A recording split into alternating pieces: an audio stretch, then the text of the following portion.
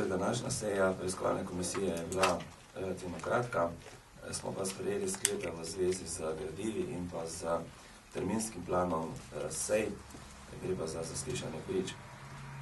Ko ste že bili obveščeni, smo prejeli gradivo Nove Ljubljanske banke, včeraj pa tudi davčne uprave, ki je imela oznake zaupnosti, ki jih v državni upravi ne uporabljamo. Tako da smo morali to uskladiti. Odločili smo se, da naj imajo znake zaupno.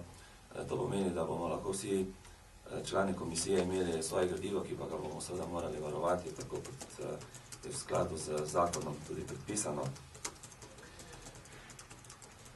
Sprejet pa je bil tudi terminski razpored sej, gre pa za zaslišanje prič. Naslednja seja bo v torek 23.3. ob 12. uri. Zaslišane pa bodo sledeče priče: dr. Draško Veselinovič, nekdanji predsednik uprave Nove Ljubljanske banke, Janez Saje iz Upravljavskega centra za upravljanje z tveganimi in problematičnimi naložbami v Nove Ljubljanski banki in pa Špela Likar, poslovna sekretarka nekdanjega predsednika uprave Draška Veselinoviča. Potem naslednja seja bo v sredo 14.4. ob 14. uri. Kot priče pa bodo povabljeni Božo Jašovič, predsednik uprave Nove Ljubljanske banke, Anton Ribnikar, predstojnik Inštituta za pravo in varovanje zakonitosti poslovanja v Nove Ljubljanski banki in pa Matej Nerad, nekdanji član uprave NLB.